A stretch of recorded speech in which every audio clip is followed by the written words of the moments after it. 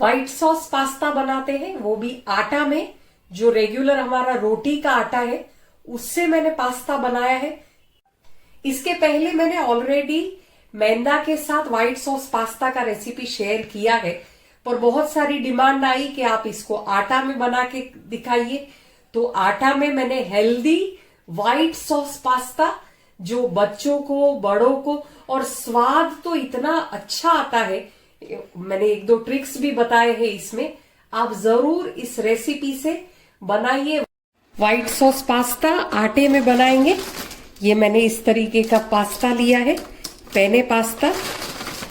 इसको बच्चे pipe pasta भी कहते हैं। तो इसके लिए पहले मैंने ये एक कटोरी का नाप लिया है। ये एक कटोरी पास्ता, और ये दूसरा कटोरी पास्ता, 2 कटोरी पास्ता लिया है। ये 3 बड़े चम्मच आटा लिया है। ये 3 चम्मच का नाप मैंने लिया है। ये 3 चम्मच भर के मैंने ये आटा लिया है।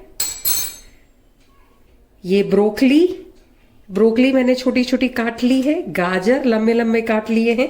कैप्सिकम, और ये बीन्स।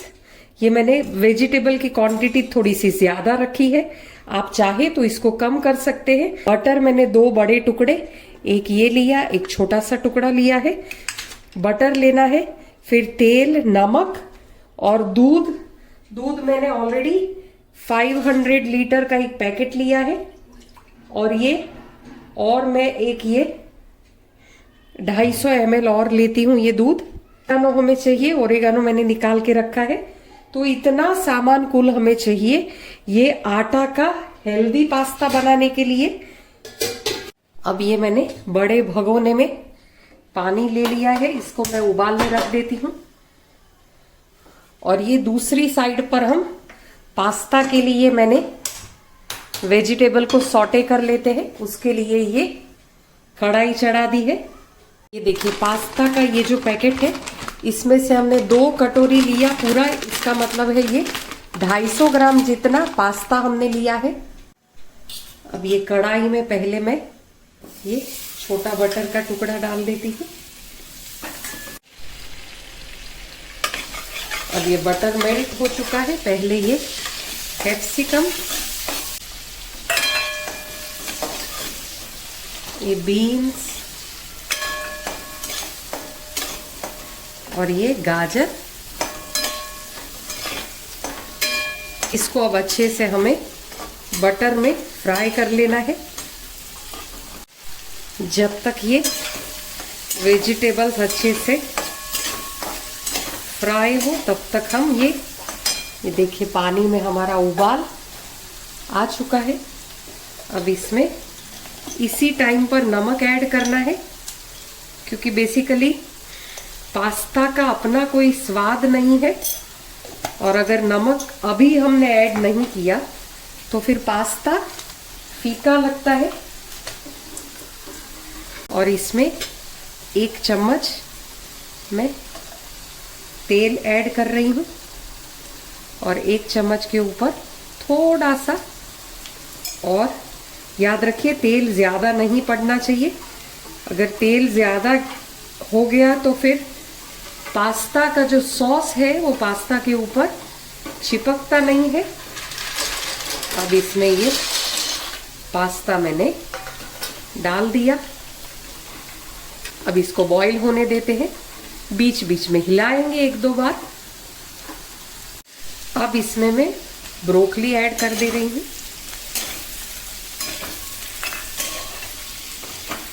बटर के साथ वेजिटेबल जब फ्राई होते हैं तो खुशबू भी बहुत अच्छी आती है। ये देखिए पास्ता में ऐसे उबाल एकदम जल्दी आ जाता है। आप मीडियम फ्लेम करके इसको बीच बीच में हिला के पकाते रहिए, क्योंकि पास्ता नीचे एकदम जल्दी चिपक जाता है। ये साइड पे अपना ये सब्जी भी ऑलमोस्ट फ्राई होने लगा है। इसको मैं 2 मिनट और फ्राई कर लेती हूँ। अब ये देखिए ये अपने वेजिटेबल्स एकदम अच्छे से फ्राई हो चुके हैं। एक बार बीच में चेक कर लेते हैं। हाँ, एकदम गाजर सॉफ्ट हो चुका है। अब मैं ये वेजिटेबल्स को बंद कर दे रही हूँ गैस, और इसको कढ़ाई में से अलग एक बर्तन में निकाल लेते हैं। और इसी कढ़ाई में हम पास्ता बनाएंगे, क्योंकि इसमें काफ़ी बटर है अंदर।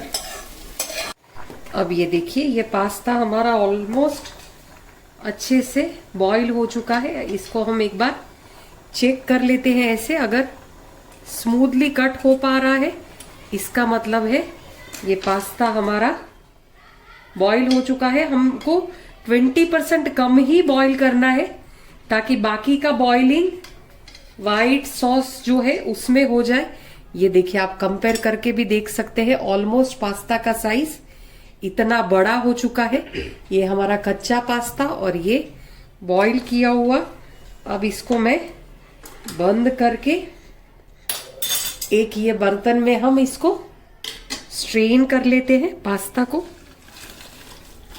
ये पास्ता को मैंने डाल दिया। अब इसको ये एक बड़ी सी थाली में हम इसको पास्ता को फैलाकर रख देते हैं। अब ये साइड पे जो कढ़ाई में हमने वेजिटेबल सॉटे किए थे, अब उसी कढ़ाई को फिर से चढ़ा देते हैं और इसमें ये बटर डाल देती हूँ। याद रखिए, इसमें जितना हम आटा लेते हैं उससे थोड़ा सा ज्यादा क्वांटिटी ही हम बटर का रखेंगे, ताकि स्वाद बहुत अच्छा आता है बटर से। बटर मेल्ट हो गया। अब इसमें हम आटा, गेहूं का आटा अपना रेगुलर, जिससे हम रोटी बनाते हैं, यहाँ पर मैंने 3 चम्मच आटा लिया है। उसको कम आंच पर सेक लेंगे। अब ये देखिए, आटा हमारा अच्छे से इसमें से बबल्स निकलने लगे हैं, यानी अच्छे से आटा सेक लिया है हमने। अब इसमें मैं थोड़ा सा और ओरेगानो ऐड कर देती हूँ। और ये जो वेजिटेबल्स है, वेजिटेबल्स को भी मैंने डाल दिया साथ में।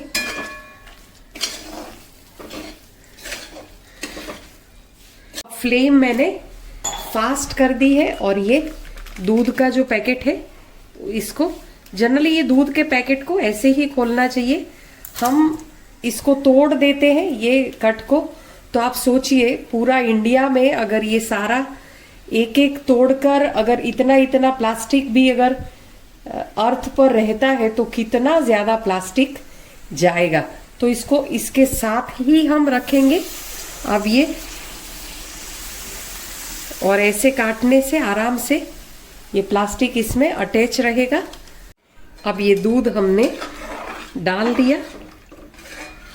अब इसको अच्छे से उबाल आने देते हैं। उसके बाद पास्ता ऐड करेंगे।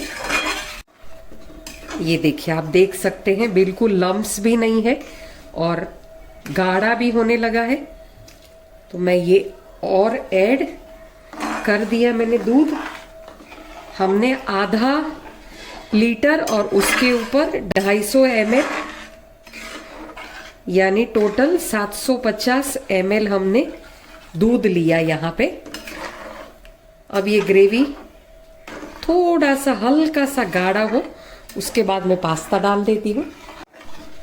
अब ये पास्ता सॉस गाढ़ा होने को आया है। पास्ता भी एकदम अलग अलग है, बिल्कुल चिपके नहीं है।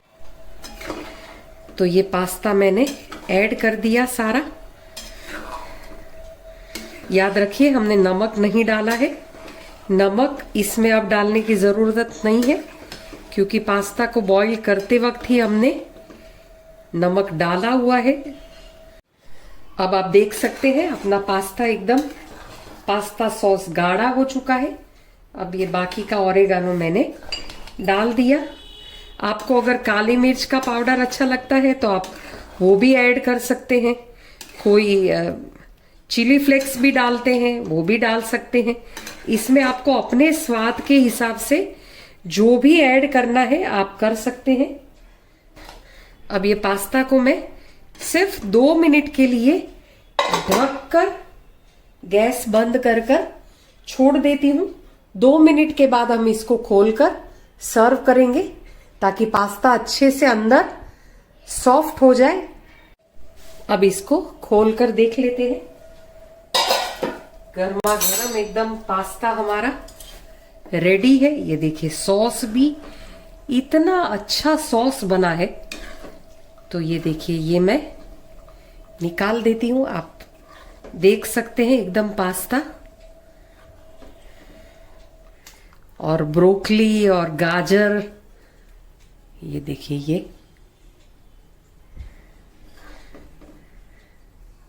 ये देखिए सॉस इतना अच्छा बना है, पास्ता सॉस। आप गर्मा गर्म सर्व करिए इसको। 2-3 टिप्स जिसका मैंने बात किया, एक तो उबालते वक्त नमक डाल देंगे, तेल बिल्कुल ज्यादा नहीं डालेंगे, तो ये